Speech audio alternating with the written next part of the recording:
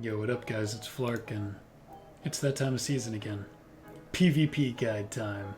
Got two of them for you, one for Frost, one for Unholy. Of course, you're watching the Unholy one right now. And these are going to be a little bit of a doozy. We got a lot of new systems in the game right now. We've got borrowed power systems, Covenants, Conduits, Soulbinds, Legendaries, new itemization, new ways of getting itemization. We've got new Runeforges. We've got new abilities in the game. And that's a lot of stuff to cover. Now, I've done a lot of pushing. This time I did it with my IRL friends. It's been a totally new type of push for me. Known these guys for a long time, but somehow we're still persevering against all odds. And right now we're sitting around 2600 MMR. And we were at a top 100, so we're doing pretty well for playing with my IRL friends. It's going pretty great, but most importantly, it's given me a lot of chances to experiment and try this stuff out so I can convey proper information to you guys. Now, generally, I release these guides a little later in the season, but I could see that was not going to be a thing this time around. You guys were very eager for these videos, asking a ton of questions, which I'm happy about, but it's like there's so much new stuff in the game right now, and pushing is so fun, and the glad mount is so exciting, and everybody wants to use this stuff instead of wait around for halfway through the season when it's not as fresh and as exciting. So you guys want the videos, so I did as much experimentation as I possibly could. I played against multi rank 1 players, and we won a lot of those games with my friends. I think I got a ton of great information that I can share with you guys for both specs. And try and help you guys have as fun a season as you can with the spec that you choose. So yeah, I can't really talk too much more about it because this is gonna be a long video. So shut up with the intro and let's get right back into it with itemization. So we're gonna start with stat weights, and stat weights have been a pretty big question so far over this season, but I think I can make it really easy now. First, versatility. No brainer. Best stat by far. Obviously, it's already the definitive PvP stat because it increases damage to everything, and it's very generic. But also healing and damage taken get those benefits. That's huge in a meta this bursty. Absolutely required. Even with all this verse, you're still extraordinarily squishy. So imagine not having it, because I get like 38% more healing done with the 2-set bonus. Of course, spoiler to what trinkets you'll be using, but it's true, right? And I get 13% damage reduction. If I didn't have those things, I would die even faster, right? So versatility, best stat by far, and of course, like the spoiler suggests, it's because of this 2-set right here. Damage and healing benefit increased by 40%. That is a massive number. You can see if you ever simmed yourself, it doesn't matter for PvP, but if you ever simmed yourself for PvE, stat weights are generally pretty close. If you increased one of those stat weight numbers by 1.4 times, it would be a lot better than the other ones, especially when that also increases survivability, which you can't even attribute in a sim. So, why even say anything more? Versatility is the best stat. It's inarguable. That said, the rest of the stats I think I can also make a pretty good case for. We go in this order: haste, then mastery, then crit. So versatility at the top, haste, mastery, crit, in that order. Haste, I think, gets a second spot. After the mastery nerf, the coefficient nerfed by 20%. I thought they were very, very close before that. And here's why haste keeps up with mastery, despite mastery being such a good output stat. In PvP, it's very important that you get your burst off during specific windows. We'll take a look at this. Here are my setup globals: Raise Abomination, Unholy Strike, Dark Transformation, Apocalypse, Unholy Blight, Abomination's Limb, a single Festering Strike to get wounds, and then I can start doing damage. That was a lot of setup globals. So having faster global cooldown really, really helps the very sluggish opener of Unholy and helps you get to your burst windows much quicker. But it also does all the other things it does. Increases your attack speed, increases your pet attack speed, that does a lot of damage. Increases your rune generation, that helps with pressure and survivability. And of course, the reduced global synergizes great with versatility. Not only does it increase the damage output, that is increased further by versatility because you've got more globals that do more damage, but also you can fit in more death strikes, you got more rune generation for it, and faster globals for it, which benefits from the versatility healing coefficient. So haste and versatility synergize extremely well together. Of course, haste and mastery synergize well together because of similar reasons. You get more pet autos, and mastery increases your pet damage, but versatility is the king stat.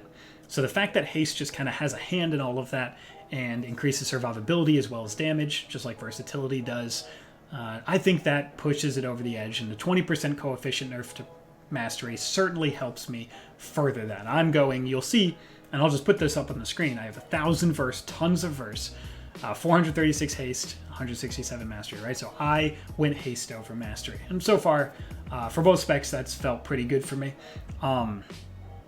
But again, mastery is still a fantastic stat. So I don't think that if you have a very, very good verse mastery piece from some other source that you would just now get rid of it because it's not verse haste exactly.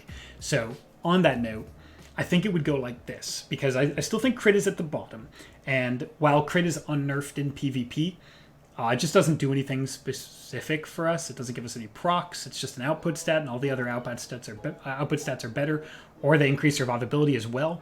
So mastery is just better because it's better for output, and haste is better because it also does survivability and verse. We covered it. So every other stat is just better, but it's much closer right now. So that's the big point. I think it goes verse at the very, very, very top above everything else by far, then like haste, mastery, crit. Like in that order, but I think they're very close now, where crit used to be at the dead bottom, not even touchable. And so did mastery actually for last season. So now I think they're all really close. So again, first at the very top, haste, mastery, crit. But that leads us into out of stat weights. Like, what kind of gearing decisions does that open up for you? So let's talk all about gear. Acquiring it, what to use, and then, Enchants and Runeforges, just the gear and the trinkets and the gear that you have. So first of all, the biggest question is going to be, well, where do I get my gear from, and what about item level differences? So first of all, of course, all PvP pieces have main stat verse. So that's what you're looking for first and foremost. Conquest pieces, they're very high item level and they have first main stat. They're BIS by far. Nothing replaces them. Honor pieces have first main stat, but right now they're kind of low item level. Eventually they're going to be a little higher than this. They'll be good supplementary pieces to Conquest, but again, you're going for full Conquest, BIS stats on every piece, main stat verse on every piece. It's a no-brainer. But until then, what about PvE pieces? How they can be slightly higher item level, but maybe not have ideal stats. I think I've got that worked out for you. So, while you're doing this, while you're trying to get yourself geared, if you have a higher item level piece from PvE, like a heroic raid piece over your rank 5 honor piece, as long as it has at least off stat verse, use it. If it has no verse at all, don't use it. That is what my rule of thumb is going to be, and I think that's what you should use as well. Because take a look at some of these pieces, right? Let's use them as an example. So here we go. Here we go. Perfect. So we've got this heroic back, 220 item level. That's fantastic. It's got main stat haste and off stat verse, but haste is still extremely good. It's still got a good amount of verse. It almost has as much verse as my main stat cloak has, and it's got more strength, way more stamina. It's just better across the board. So for something like this, or we could probably find another one. Yep, perfect. The gloves. 69 haste, ton of haste, much less verse, but again, it's got so much more stats overall. This is actually a better example because it's 213, so it's a little more comparable. Still use these 213 gloves. This is actually a much better example. 69 haste, a ton of haste. You lose out on some verse, but you get overall stats. So as long as you have some verse, you're still getting, I think, a lot of value out of the piece. And this will give you a lot of haste, which synergizes well with it, and more secondary stats, and a ton more stamina, which will help survive. So these gloves, let's say you have these gloves. Use them over the 184 pieces I have, but I also use them over these as well. The Sinful Aspirants Plague Gauntlets. Use them over both. But let's say instead of that, you have, and that's also very good. Look at that thing. So there are some BIS pieces from PvE, but not that many, because let's say you have this neck. You never run it, right? Crit mastery. You're losing out on 165 verse. Well, you're losing out on whatever the honor one has. Yeah, probably like 130. You're losing 130 verse, though. Cannot do it. What about Let's find another good example piece that's different. Yeah, perfect. Legs. Tons of stats, right? You have 40 more stamina. Still don't run this. I think you're losing 62 verse. I don't think that's worth it at all. I think that amount of verse is extremely impactful. It starts getting a little hairy with some of these bigger pieces, right? Because that's like 40 stam, which can also provide survivability. But it is very difficult to overstate how valuable verse is. So what you should probably end up doing is just try and find a set of the highest item level pieces where that piece has any amount of versatility on it. And then as you move through your Conquest gear, replace more and more pieces with haste verse Conquest gear. And you're just going to always be in a good spot. You're always going to be tanky. You're always going to be getting the maximum output from versatility. And you're always going to be moving toward that perfect gear setup. And how you're going to do that is the Vault each week, right? So you don't have to spend too much time losing sleep over the endlessly gluttonous Greaves because what? It has 40 more stamina on it though. Because every single week you're going to get a choice of 3 pieces from your at least 3 pieces, but 3 pieces with main stat verse on them guaranteed because that's what PvP gear has, right? So as long as you're fully capping each week, you will get 3 main stat verse pieces from the Great Vault. And what that means is you can grab the legs because they're a very high conquest cap and or conquest requirement. You can grab those legs from the vault and then buy something else with your conquest currency, and now you're not losing sleep over this because you already got a better piece that you can upgrade as your rating goes up. So instead of worrying too much about the endlessly gluttonous Greaves, try and grab every single piece of verse you can. If you get lucky from a heroic raid or from, what is this? Emissary of War, right? If you get lucky from that, you get it has any verse at all, equip it until you're moving toward that end goal. Which kind of leads us into our next point, because people are also asking me, well, what conquest gear do you want to buy first? And well, what about did you buy the ring? Did you buy the necklace? What should I say for weapon, right? These are questions that you probably have asked or heard somebody asked. It's been asked so many times. And I am of the opinion that I don't really care. So here's an interesting thought experiment, right? Titles are awarded at the end of the season. MMR is the most inflated at the end of the season. Every season you've ever played, you were higher rating at the end of it than the beginning, right? So maybe you settled in like 1600, 1800, 2K at the beginning, and then you were able to push to 22, 24, 26, maybe by the end. Congratulations, by the way. Great job that season, right? But you were able to push as the season went on. So the only reason you need a 1 or 2% advantage this early doing this perfect path is if you have a one-shot mechanic that you're trying to abuse and trying to get to very high rating very quick. But Unholy doesn't really have one of those right now. We could do some really good pressure, but nobody's hitting for 19,000 from Unholy DK. We're not marksmanship hunters or rep paladins. Not yet. But ideally, where you're trying to go is the end goal, because that is where you're going to spend your entire season. That's where you're going to push all your rating. That's where you're going to grind out your glad wins, the end goal. So let me propose a thought, right? I got a ring. I got a necklace. They have a ton of verse on them. Massive amount of verse. I probably have more verse than most people do. I have 25%. That's really good. It's helped me slingshot from crazy burst windows where I take 30k damage and a global and a half. And it's helped me do a lot of pressure. And it's helped me take a little less damage in this crazy meta, right? It's a ton of verse on it. You can see it yourself. 147, 165. It's ridiculous, right? So that's the path that I went.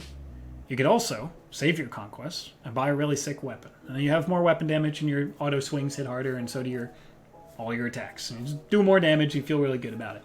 So there's 2 paths that I outlined that both have logical representations on why that could have felt like a really good choice. Which should kind of prove that instead of worrying super hard about the exact conquest gear you buy, just work with the Great Vault and plan out a way to get to BIS. Every time the Great Vault gives you 3 options, grab the haste first one that has a lot of conquest requirement, like a chest or a helmet or legs, or hopefully the weapon. Weapon's very good. Grab that and then buy the pieces around it and fill out your set. And eventually you are going to be at that final product. Because remember, it's tiny little 1%, 0.5%, 0.1% changes are not what we're going for. It's when you put all of those together and then you have a much bigger impact. And all of those little changes, all those little decisions, all those itemization decisions put together in an end product, the end goal, once you're fully geared, once you switch around all your, you have your perfect itemization, your perfect conduits, covenants, talents, everything together, that's what creates a big impact. Then you take that full complete and you get really good at the game and you get rating. Okay? So don't worry too much about what you bought the first week. Instead, look toward the end.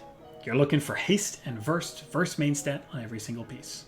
For trinkets, let's talk about those. For trinkets, you are getting PvP trinkets the entire season, forever, and the entire expansion forever, because this number is only going to get higher, which means this 2-set bonus that increases your damage and healing benefit by 40% is only going to get higher. So you're always going to run these. Now the question is then, what trinkets should you run? Now you could be a daredevil idiot, sociopath like me and run no trinket at all at 2600 MMR queuing into multi-rank 1 players because you're a lunatic. Or you could do as I say and not as I do and probably put on a gladiator's medallion instead of the insignia right there. Just that bad boy. Sinful Aspirant's medallion. That's probably a better choice. Now, that one over Adaptation and Relentless by far. Take the medallion because you need to be able to control when you trinket, but in a meta this bursty and a meta this explosive, it's generally pretty good to trinket. That said, as the meta slows down, humans can go Relentless, but orcs will stay medallion. Those are the two best PvP races. So that is your trinket selection. You use the badge and then Relentless Human later, but generally medallion. Badge and medallion. Badge and medallion. Those two choices. Badge is extremely good because you can use it during every burst window. It's 1 minute now instead of 2 minutes, so you can use it with Dark Transform every time, or you can hold it off a little bit and use it during Apocalypse and get even more pressure in that window. Even better with Frost, but still works for Unholy. And that is your trinkets. You're never going to take off the 2-set for PvP, no matter how enticing a PvE trinket might be. Always have this 2-set on, but probably use badge and medallion. If you want to be the lunatic who sacrifices a trinket for slightly more damage like me, who plays DK Enhance HPAL and wins in the first 5 seconds of the game, feel free. But I warned you already, you have to commit to lunacy, and that's your choice. So that's trinkets. Okay, so we got through the gear. We got through the stat weights, we got through the trinkets, right? So you're getting haste and verse. You're not worrying too much about the conquest pieces, but you're eventually going to get a full set of haste and verse and maybe a little bit of mastery because it's still a great stat. You're going to have a ton of, look at this spread, right? You're going to have a ton of verse, good amount of haste, and some mastery. That is what I believe is the final output that you're going to have. You're going to eventually get a big boy weapon, hopefully from the vault, get lucky. I've seen a ton of people do it already. I was not lucky. I got terrible options and I had to pick boots that aren't even BIS stats, so sad me, but we all get another try tomorrow after this video is released. Yeah, it'll be tomorrow, and hopefully we get better luck, right? So finally, we'll cover enchants and Runeforges at the same time. Enchants to your gear are very self-explanatory. Rings, get the best verse one versus your best stat. Gloves, you get the eternal. Whenever you're looking for enchants, just eternal crystal ones, right? We get the eternal strength, so we get 15 strength, okay? For chest, you're also getting the eternal ones. There's also the skirmish that gives you auto attack damage, or chance to proc damage on auto attacks. Don't do that. Go for stats. Output is so high right now that it's more important to buff us than to give us little procs that do things. Also, output is so high right now, you want stamina, which Eternal Skirmish does not give you. So 30 stats instead of skirmish, that's called eternal stats, to your chest. And then the cloak, stamina unleash, right? Get a little bit more survivability, and damage output, like I said, is so high that maybe that leech will come in handy. Sometimes you've lived at 1.5k health, right? So that leech saved you if you healed for 1.5k with it, right? So it might change a game sometime, but it's better than not having an enchant there at all. I think leech is the best option for your cloak. All right, so I get 30 stats, stamina and leech, and versatility. That was easy. It's a little harder with Runeforges, but I got you covered. This one's pretty staple now. Apocalypse ended up being a little bit too undertuned, and also is very important to be in like a more sustainy meta, where it can ramp up these effects and their value over time. But even then, in a sustained meta, it's still a little bit undertuned. So right now, this just needs a change, and if they never change it, I don't think it'll ever see use. So that leaves Fallen Crusader for the lone general use Runeforge. Makes it super easy on you. You can just come back to this. Oh, I need to use Fallen Crusader. Perfect. That's your general use Runeforge. That said, the two niche Runeforges, Sanguination and Spell Warding right here, I think still have tremendous value. So, game's very bursty. I've seen a lot of DKs come to me and say, I'm dying. I don't know how to live. I'm just dead. I'm so squishy. Why am I dead all the time, right? These two options are your itemization choices to help with that situation. First off, God Comp looks really good. Boomieli looks good. Esprit's Lock looks good. There's a lot of Wizard Cleaves still that look good. Well, there's a heck of a lot of comps that look good, and those comps are also looking good. So if you see something that's double Spellcaster, and you can't live against it, you keep dying, you're rotting to death, your healer can't keep up, you're having trouble, run Spell Warding. Keep a weapon with Spell Warding and Sanguination in your bags for these choices, because guess what? Only you are going to know how your session is going, right? You're at 1800, you're trying to push 1900. You've died to the same wizard over and over. You need an answer. You're looking for something. You're like, what do I do about this situation? My healer can't keep up. We're all rotting to death. It's easier to heal one target than two. And if their win condition is to rot all of you and then swap off your cooldowns, swap to him when you pop your cooldowns and swap back to you when you don't have your cooldowns and keep that rot pressure going, if you make yourself less of a target, you could be eliminating one of those win conditions for the enemy team. So you're taking a niche choice, lowering your output a little bit, to answer one of those win conditions and give you a chance to win. Now, I can't tell you exactly what comps you're going to run it into exactly. I don't know what comp you're playing. I don't know what comps you're struggling against. And everybody's struggling against different comps right now because it's a crazy meta where things change in 6 seconds over the course of the game. That sometimes is the course of the game, right? So instead, look at your own session. You play 10 games, you play 15 games, you play 20 games. Look at what you're losing to. If you need an answer for spell cleaves, try this. Try and survive. You can even run Cadaverous Polar, which we'll talk about later. Just keep that in your brain right now, Cadaverous Polar. As a counter to that sort of thing, give yourself a chance to win the game. If that's what you can't beat, try this. Sanguination, if what you can't beat is everything else and they're killing you, try Sanguination, right? If it's a Thug Cleave or an RMP or Warrior Ret, and you're always dying, and you can't live, and your team is, you feel like if you could live here, you would have a chance to win just like slightly later, try Rune of Sanguination. It's an enormous heal.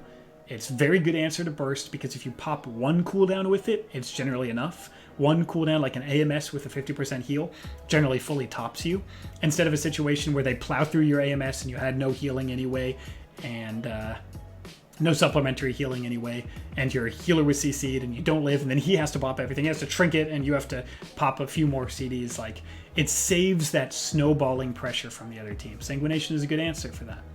I also run it always when I do double DPS 2s. So if you're playing double DPS 2s with your Ret friend, or DK Rogue, or DK Warrior, or DK Windwalker, whatever the heck, double DPS, DK Shadow Priest, whatever double DPS comp you're playing, your friend only plays a DPS and you just want to play 2s, run Rune of Sanguination. So there you go. Fallen Crusader, general use. Sanguination, if you're dying or if you're playing double DPS 2s. Spell Warding, if you can't beat a Spell Cleave. Nothing else matters. Sweet. Okay. So that was long and only itemization. And only itemization not considering borrowed power. Rough. Let's go on to PVE Talents, shall we? So now we're going to talk Talents, then we're going to talk Covenants, and then we're going to talk Legendaries, but right now we're going to talk Talents. This should actually be a shorter section than it generally is. I think these talents are pretty self-explanatory, and we've been dealing with them for a long time, but I'll still go into pretty good depth for each one. First row. All will serve and infected claws are going to be better in a different meta. All will serve is chip damage over a long period of time. Shadowlands, you're never saying the words a long period of time for Shadowlands Season 1. So all will serve, fine chip damage, and a sustained meta, which we are not playing. Infected Claws, pretty similar. It adds more damage to a long period of time, which we are not doing. Clawing Shadows is ranged pressure, very powerful, pierces armor, can help snowball teams, like if they're trying to get away and they're just about to get away, but you get 2 clawing and you burst 2 wounds, and then they have to pop a cooldown. They wouldn't have had to because they were about to get around the pillar and heal up. But because you made them panic, they had to pop a cooldown as well so they didn't die to rot pressure. So you've got something that you wouldn't have got out of them, and you can keep that pressure going. It's just good. It's better than the other 2 by far. It's good in a bursty meta. It's just good. So that's Clawing Shadows. Run Clawing Shadows. Boom. Done. Easy. This row, a little more difficult. Even Fever is fine, but it's not, again, not fine for this meta. It's sustained damage. You'd have to reapply it more. Not really something you would pay any attention to in this meta. Bursting Sores, however, is fantastic. Now that we're actually bursting our wounds instead of just using Necrotic Strike for the healing absorption bonus, this actually ends up being really, really good. And it's even really good in this meta that has a lot of melee cleaves and has a lot of really intense burst windows. So what it does, adds a lot of burst to Apocalypse, of course, right? 4 wounds are bursted and 25% more damage, but then it adds AoE burst. So if you press Necrolord, or you do a grip AoE sweep go, you are now also getting an Apocalypse that does more damage by itself, and then spreads a pretty big nuke of AoE damage to everybody around you. So it's great against melee cleaves, but it's also just good on Necrolord setups or grip sweep setups. It's just really, really high power. Unholy Blight, on the other hand, is also good burst, but kind of like over a longer period of that burst window. So when it stacks up, it ends up doing a great deal of damage makes your minions do more damage. So just during that window, you're just doing a lot more output. And regularly, it does like 15% of my damage during those windows. But I guess how you could think about it is Bursting Sores is like a very sudden nuke, and then it kind of tapers off. And Unholy, they're both for burst. Bursting Sores is like quick burst and then tapers off, like that exponential decrease. And then Unholy Blight is kind of like standard, the whole burst window. So it's good burst for the whole window. Bursting Sores is great, and then tapers off to not as good. So it just depends on how you're finding your own win conditions. If you're winning in 2 seconds and in a 2-second window, or if you're rotting people really hard during that window and finishing them off. I think it's just those 2 options. They're both really good. Don't run Even Fever. This row, very easy. Asphyxiate. Grip of the Dead and Pheromones is still a very interesting decision, especially since Pheromones does proc a ton. I've seen it in 2s and just procs and procs and procs. It's pretty funny. But I don't think that meta is quite ready. The meta is quite ready for that combo. I think right now we're going to stay with Asphyxiate. The meta is very instant, and there's not a lot of room for anything besides winning the game and a few globals. So yeah, Asphyxiate, more general use, a lot better right now. I'm going to stay Asphyxiate. This row is pretty interesting. Soul Reaper has power, and I think is good in PvE, but our meta, again, I said that word so many times, it's always going to be the word that we use to describe why I'm making these talent choices, though, because it's so impactful, is too slingshotty. You go from full health to low health, to full health to low health, to full health to dead. So You never really have this window for a timed precision threshold to execute. When it goes off, it's very powerful, but good luck with that. It just does not fit into the fact that we're slingshotting back and forth in health pools. If things slow down, Soul Reaper will be good. Right now, it's not. Pestilent, again, if things slow down, it's good, consistent rune generation, and better rune generation generally than Harbinger. Harbinger is pretty impactful right now, though, because it works with Lichborn heals, and while you're bursting, you're not really spending much runic, so you can pool up your Death Coil procs from the double charge, and you can pool up runic power, and then you can have a huge Lichborn that will top you over and over during that window. You'll use 2 free procs and a full runic power bar during Lichborn to heal yourself back up to full. That is just a really good answer for this bursty meta, and it's better than the other two that just don't fit quite as well in. So Harbinger of Doom. This row is always the tough one. Spell Eater is a must pick if you're running the AMS Legendary. More on that later. And it's a must pick against Spell Cleaves. And it's a pretty must pick against anything with any magical damage. Death Pact is better in a bursty meta now that it's not so sustain heavy, because having a panic heal can live you to the next day, where before you had no tool in your toolkit that would ever get you to your CC out of your healer out of CC because you're just getting nuked so hard. This could have a chance. And Wraithwalk, of course, very good against anything that will root you. I think an auto pick into Marksman Hunter, because that Binding Shot opener and Night Fae they do is destructive, which makes this a really hard row to deduce. I can't really give you a default answer to this. I always run Spell Eater with the AMS Legendary because it makes it 24 seconds. But if you aren't using that AMS Legendary, again, more on that later. Wraithwalk into Frost Mages and Marksman Hunters using Binding Shot on you, and Death Pact if you just keep getting bursted down and you need a panic answer to those situations. They're all usable in a meta like this. And I don't think I can give you all of the situations where you can choose them. But try those out for yourself and those guidelines that I gave you to get a much better feel for when you switch to which. Or if you have the AMS Legendary, choose this all the time. I swear it. This row, thankfully, we got another breather. Unholy Pact. The end. Unholy Pact. Great. That one's done. And this row is Unholy Assault.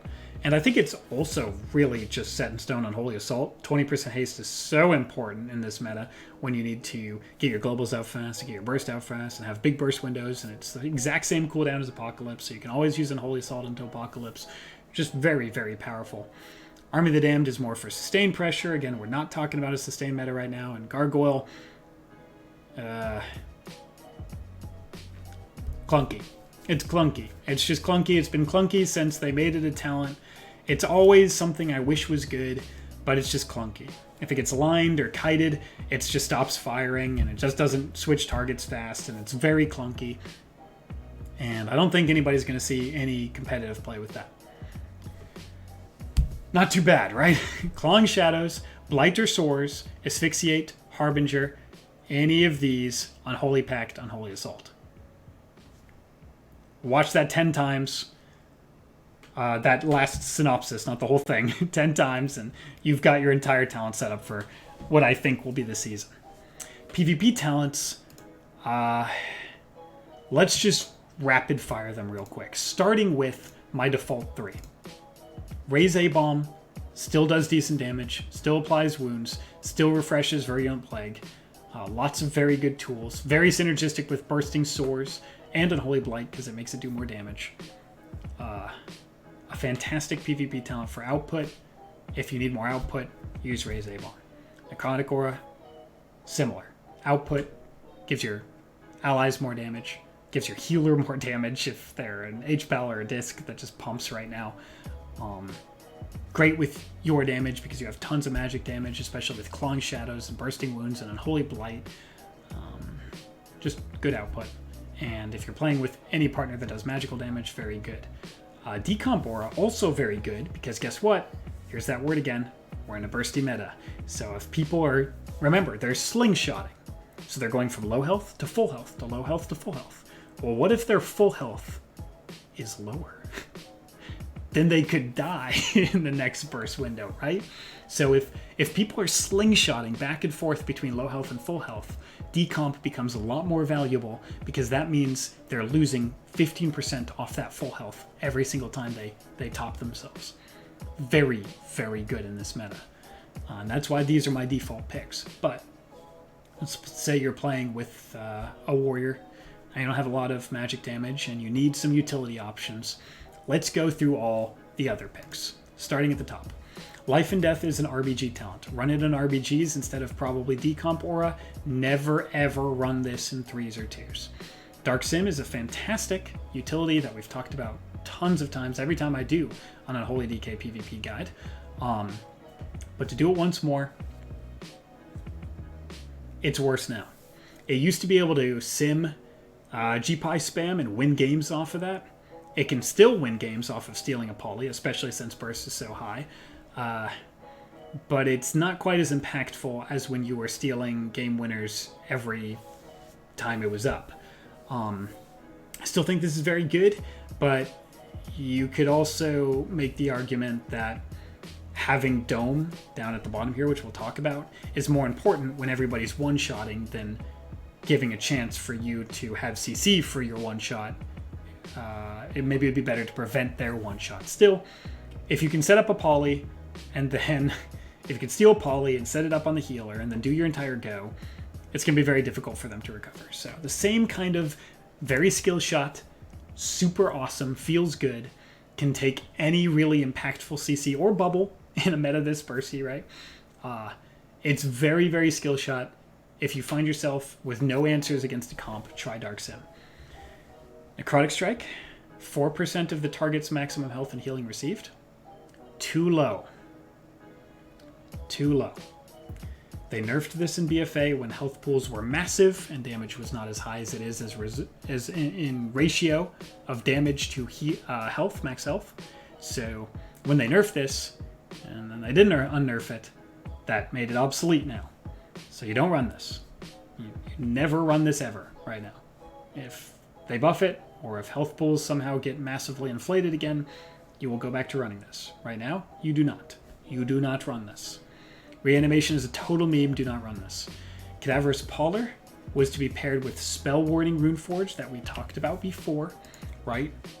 To be a perfect niche answer to a spell cleave you've never won against. If you just keep losing and losing, you put on Cadaverous and Spell Warding instead of Necrotic Aura and Fallen Crusader, and you have an answer to them, they're not expecting it, you will probably not die, and you'll feel really, really good about that counter pick to something that you can't beat.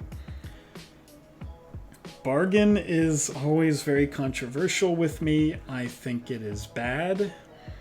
Again, it's much better into sustain meta. You can run it with Army of the Damned, and it also gives you rune generation now, which is a lot of sustained pressure. But again, where is sustained pressure that sacrifices your army, which also scales with your haste and mastery, and applies a dot that deals maximum health, and maximum health is so low?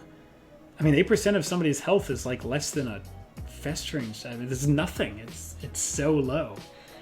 So I think this is probably going to be really good in the sustain meta much, much later. Like, I'm talking season 3. When I always say, like, it's going to be better later, I'm talking like season 2 or 3 or after massive tuning hot fixes to every burst setup in the game. I'm not talking in like 2 weeks from now. I'm talking down the long haul.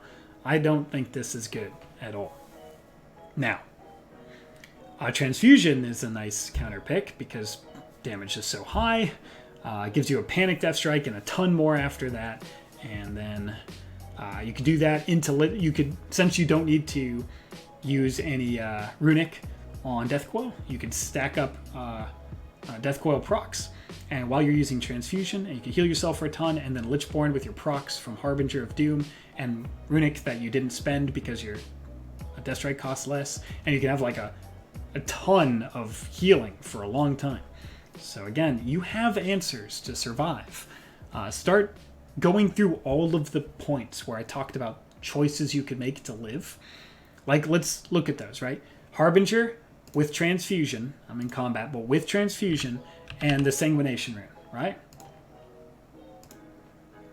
What am I doing? That's what I'm doing, right? So Sanguination, Transfusion, and Harbinger, right? So now you transfuse, you get a free Death Strike, you heal yourself up for a lot. Sanguination procced. You got low again, Sanguination procs, you healed yourself up again with a couple more Death Strikes, and then you pooled up Runic Power, and while Sanguination was healing you, and some Death Coil procs, you pop Lichborn and you heal yourself again. That's 3 waves of massive healing, and if you can live toward your next go, that could be extremely impactful. So, Transfusion, good survivability tool.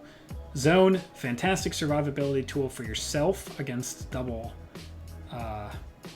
caster, but this is actually bugged. And hello, Blizzard. If you are watching my video, now is my chance to tell you this. This talent is bugged. It only does 80% on you, not your teammates. So when this is working correctly, you can use this to prevent your whole team from dying against wizards. It's going to be fantastic against that, but it's bugged right now. And that's it. Right? There you go. You've got some utility picks. Zone when it's fixed. Cadaverous for countering spell cleaves. Transfusion for living. Dark Sim, if you want to try and win the game and you haven't been able to win against the team for a long time, try this as an option. Necro and Decomp and Raise A-Bomb, pretty general choices. We're doing it, guys. It's only been, I don't even want to look at the time, and we haven't even talked Covenants and Legendaries yet, which is what everybody cares about. So let's talk about them. Covenants. Let's get that out of the way. Covenants. So I talked ad nauseum about Kyrian and Necrolord. First, here's what I'm going to do. I'm going to throw away Venthyr and Nightfey. They are worthless for Unholy, and you will never run them. So that takes out 2 Covenants from even being talked about, which helps us a ton. Nightfey and Venthyr are trash, and you're not going to run them as Unholy DK. Which leaves Necrolord and Kyrian like we've talked about. Now you'll see I'm Necrolord on my Alliance DK now, and still Kyrian on my Horde. What did I say about Kyrian? What did I say about Necrolord? I said Kyrian is a well-rounded Covenant. Let's pull this up while give us something to look at. Kyrian is a well-rounded Covenant with good Soulbinds, and a great Vial, and a decent Covenant ability that was nowhere near as good as A-Bomb's Limb. Necrolord was A-Bomb's Limb. The Soulbinds weren't quite as good, though they're not terrible.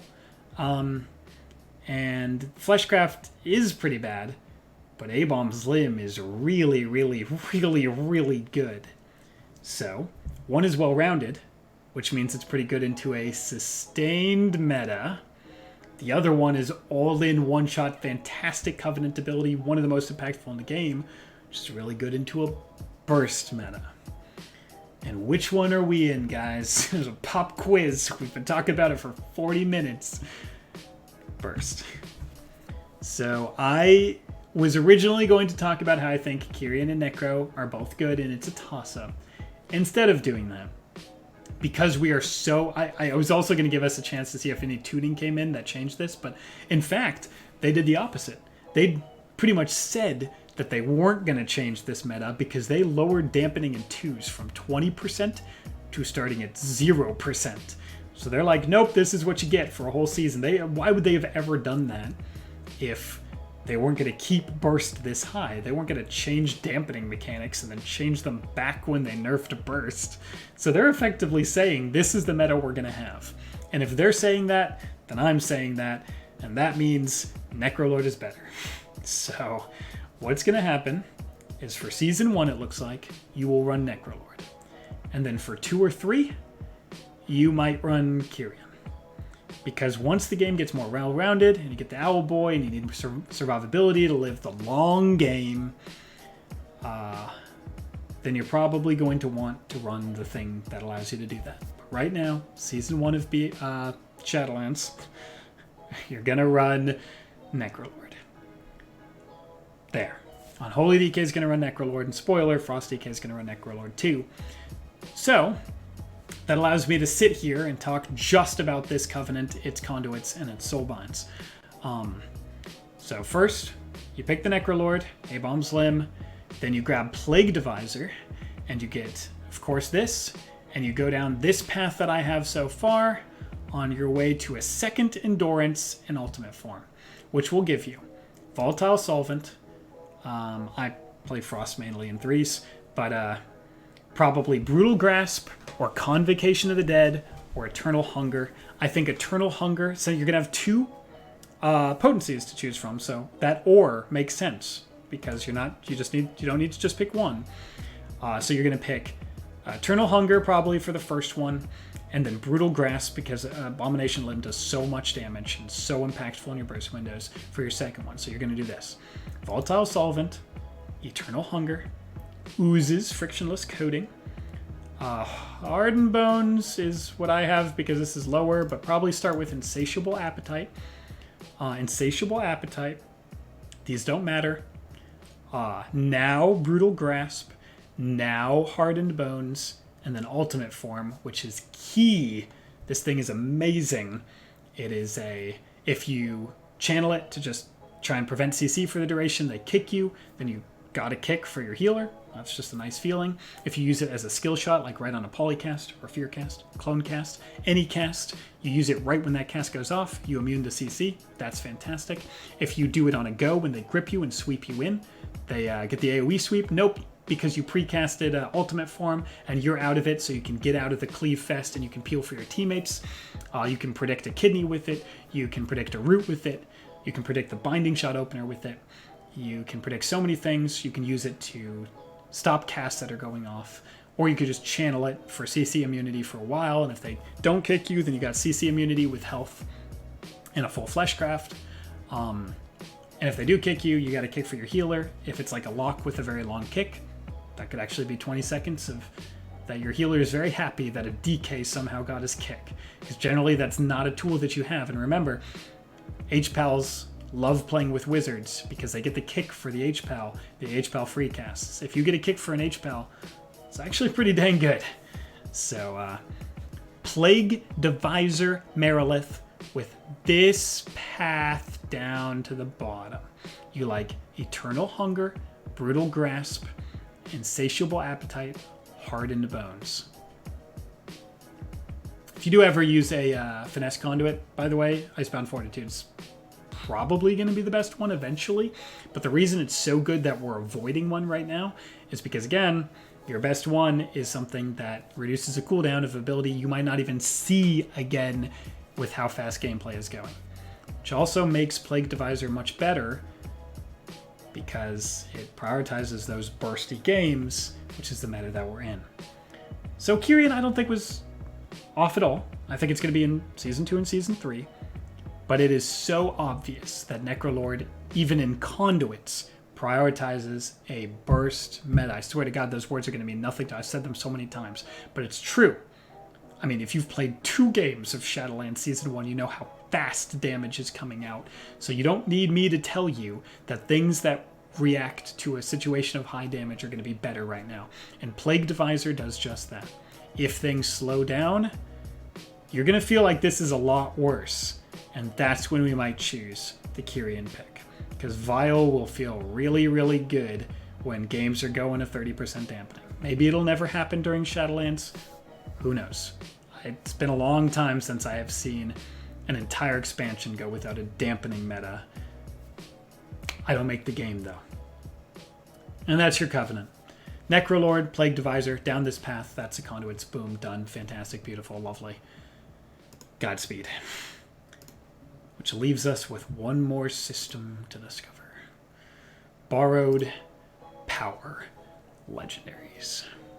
So, for Unholy, I still maintain that Death's Embrace is comical and destructive. It's a 2 bimodal ability that has 2 very, very beneficial situations. 1, they go you and they nuke you through AMS. That's fantastic, because if you're running Spell Eater, it heals you to full. Because that is a 15,328 AMS for me, which is meaning you're going to get that much healing while absorbing that much damage. So if they nuke through it, you've effectively not only prevented all that damage, but also then healed back to full. Imagine a situation where they were going to nuke through it and you didn't have this. That means you come out of it and they slaughtered it and you're at 30% health still. That gives them a chance to get 1 CC on your healer and end the game. If you're full health, I don't feel like they can feel like they end the game in the same way. So if the mode occurs of which they're nuking you and they go through it, then it's like good karma. It's fantastic on a 1 minute cooldown, provides a lot of healing, and it saves you from getting destroyed in that go that apparently they were going to burst your AMS. But let's say, right, there's only 2 situations. They're going to burst through your AMS, then you get that situation.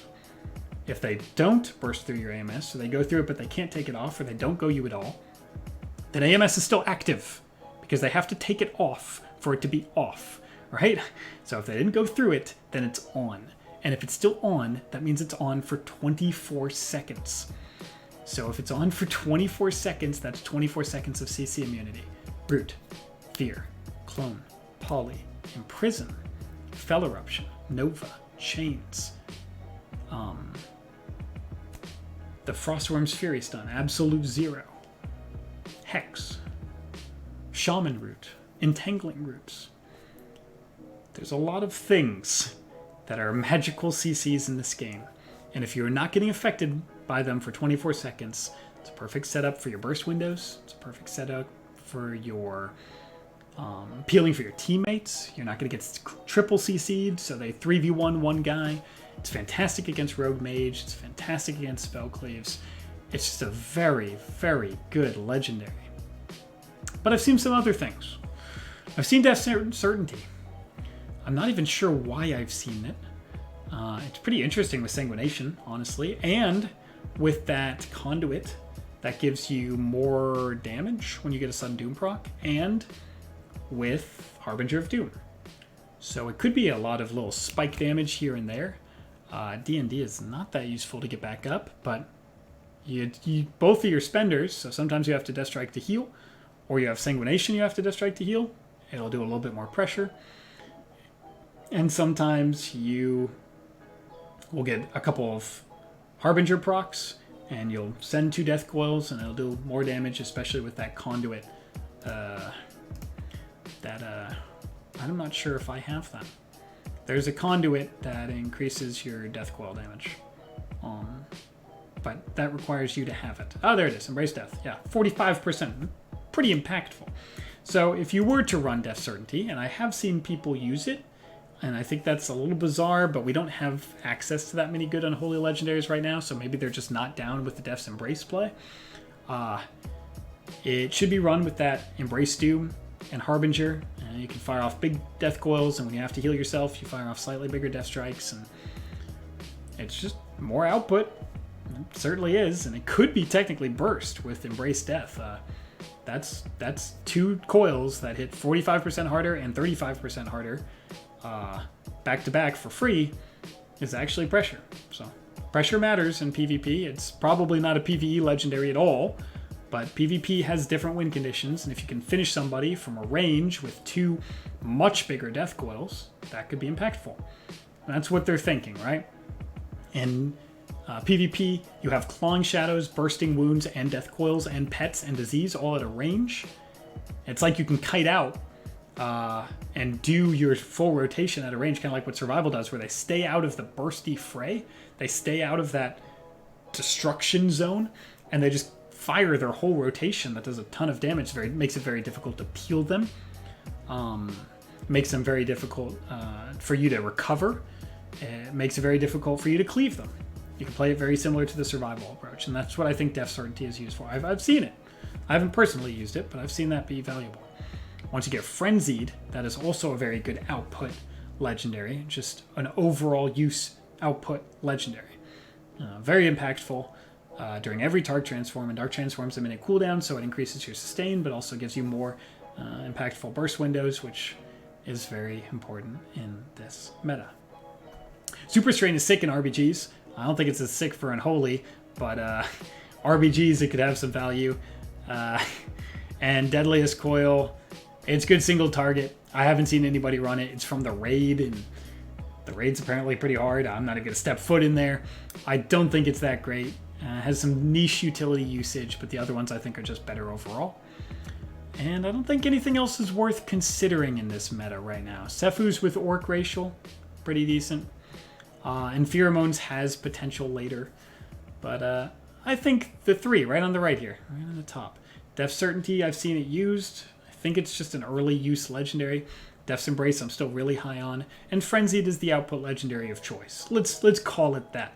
The output legendary of choice. That is what you'll use when you just want to increase burst window, you want to do more damage, and you want to have more sustained pressure. Use Frenzied Monstrosity. Whew. And that's that. I think the Frost Legendaries are a lot more interesting, and a lot easier for me to tell you which one's good. But that's all the borrowed power systems. I don't think I want to even look at the time check right now. Oh dear. So, if you've made it this far, congratulations. You're a good man. I hope that helped sort out all those questions. I feel pretty confident about that. I've talked to some players. I'm playing Unholy pretty high right now. I've watched some things. I've experimented with myself. It's hard to get a feel for it this early in the season, and it's hard to get a feel for it when the games go 6 seconds long. My Frost is a little bit more fleshed out and a little bit more set in stone, but I know a lot more people enjoy Unholy and play Unholy, and I know that Unholy has potential, even though it's tough that it get nerfed for PvE. As for the final section, we'll talk a brief bit about playstyle, comps, and what you're going to do. So comps, I'm going to have a comp tier list later in the season, which I think is going to be a much better way to do this kind of content. But to give you an overview, Unholy I think can play with casters right now. So I think you can play Unholy Shadow Priest, Unholy Aflock. Unfortunately, they get rolled by Ret Warrior, which is super popular right now, Unholy Aflock. But they still could be good, and they'll definitely find a place into the meta later. I think you could also play Unholy TSG and Unholy Windwalker. I predicted that Frost would be better for those, and I ended up being right. But Unholy can definitely play with TSG. You have a ton of single target pressure, and it can definitely play with Windwalker. You can still do grip sweeps, and you can still nuke people in those windows with Abomination's Limb, which you have now. Unholy Shadow Priest should be played very similar to how it was before. Grip somebody in, stun them into his silence, or he stuns in his to silence, and you just set up all your bursts, and you have your setup globals going, and you say, okay, I have a go. Okay, pull him in, stun, silence, and you nuke somebody in that window. He can also add mind games to it, which makes it disgusting, right? Aflock Unholy DK is just a rock comp. You both have tons of spread pressure, tons of rot damage, and you should just always be hitting what you can hit in that comp. Pull people in, do damage, call out to your teammates that you have damage for this guy. Now we're swapping to this guy. Okay, that guy popped wall, switch over to this guy. All right, now that guy just kited, make sure I can pull the healer in now. Let's go healer for a second. Set up a go on the healer. I have grip stun for him. You're swapping off defensives. You're always hitting what you can hit. You're never letting them recover, and they'll eventually rot to death. TSG is TSG, right? Train one target into the ground. You set up grip, Kyrian, A-bombs, limb go, and everybody dies. And then when they come out of that, if they're somehow not dead, you Stormbolt the DPS and asphyxiate the healer, and you cross CC like that and keep gas pedaling into that one guy. While Windwalker DK sets up the grip sweep instead of the grip Kyrian, and leg sweep, and nukes them in that. Frost again probably feels a lot better for that comp right now, but Unholy Windwalker and Unholy TSG still have value. Just because of how good DK Warrior and DK Windwalker traditionally are. I will, like I said, have a full comp tier list, which I will pay way more attention to just comps, because I think it's more important that I talk about building a perfect character right now, because again, I can never really flesh out that concept in these videos, because by the time we get to this point, we've been in it for 55 minutes, and there's just no room left to have another hour-long discussion. So I'll make it its own video. But some other playstyle changes to DK as far as Shadowlands, right? You now have Sack Pet, which I don't even think I have on my bar because I play Unholy on my Horde DK, and I was setting up my bars for this video because I wanted to be on my DK that I was pushed all my rating with right now. Though I have played Unholy like 23 to 24, but then we just went the rest of the way with Frost. Spoiler, Frost is really good. I'm sorry to everybody who doesn't like it. I know. My heart goes out to you. It is very good though right now. We have Sack Pet now, right here. It's a decent solid heal. And now you have Lichborn heals, which we talked about a lot with how you use that with Arbinger. And which this means because of Sanguination sometimes, or Sack Pet, or Lichborn heals, you have a lot of different tools for surviving rather than just press Death Strike every global. So while you might find yourself squishy, remember we talked about those synergistic talent choices and Runeforge choices, and then pull up the runic power, and then use your Lichborn heals, and then say, okay, I could Sack Pet, and then resummon your pet real quick, Sack Pet, and resummon when you have that off cooldown, and then you could even run Death Pact, and you can have like 5 sources of healing instead of 1. And sure, it was a lot easier when we just pressed Death Strike to heal ourselves back to full. But that's not the way that it is right now. But you still can provide a lot of healing, especially with versatility, giving you increased healing more and more as the season goes on. You can slingshot yourself back up, and you can survive in that way. So, DK survivability, still very good. Nothing feels like tanky right now, because the meta, again, the games are supposed to apparently, in Blizzard's eyes, be over in 20 seconds, and they are. That's kind of how the game is going right now. So nothing is tanky, but relative to the concept of the season, DKs can still survive. You just got to use these other tools. You got to pull up that runic power, right? And wait for a Death Coil proc, which will eventually get by auto-attacking this guy. And then use your Lichborn and all that runic power to top yourself to full.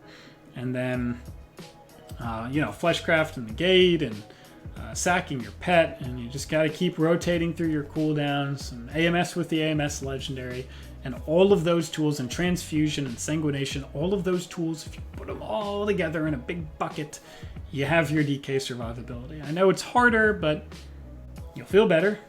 Also, this is probably the least lucky anybody's ever gotten with the Death Coil proc, and right as I say it, you get it. So you get your Death Coil proc, and then that's 5k, 5k, and then while I was hitting that one more time, 5k. And that's 15,000 healing, and I only got 1 proc, because again, I was getting really unlucky for some reason. But that's 15,000 healing, 20,000 healing, that's a fantastic amount. So you gotta just make sure you're using your toolkit, rather than just relying on one button to save you. And if you do that, you're not gonna be tanky, because nobody's tanky, but you'll have the same survivability relative to the meta that you did before. And that, I believe, is Unholy Death Knight. Right now, Unholy DK, I think a lot of main DKs are switching Frost, but do not fear. There is not just one season of Shadowlands, and even this season is not going to be this way the entire time. Itemization changes, unlocking more of our Covenant paths and campaigns, unlocking more Legendaries. These things all change the scope of the season. I think Unholy will have rank 1 viability throughout most of Shadowlands. Even if it's feeling a little tough because we just got PVE nerfed, and maybe we have a lot of globals when Ret can just hit you for 20,000 by blinking at you really hard. So maybe it feels a little tough. Stick with it. Do all of this stuff to give you your best chance to win, and see how high you can push. And I've been through this before. Early season, if you're playing a spec that maybe isn't the tierest of ones, but you flesh it out and you perfect it, and then it gets a little buff, maybe some other things get a little nerfed, and you've already been playing it and mastering it, and you're perfectly built for it. You've got all the borrowed power for it. You've got all the perfect systems and the legendaries for it. You're perfectly crafted. You shoot up in rating just like that. I shouldn't have left the motivational message for the last 5 minutes of the video because, less people will hear it. But maybe I'll put a timestamp for it. Regardless, Do all this stuff. Make yourself the best Unholy DK that you can be. And when Unholy DK is ready to shine, you will come out on fire. Okay? And that's all I got. Watch the Frost one if you want to mess around with it. Apparently, your boy was right, and it is in fact disgusting right now. But if you never want to play Frost, don't. Just listen to the motivational message from 35 seconds back and do that instead. Regardless, I hope it helped. Guys are awesome. And I'll see you soon.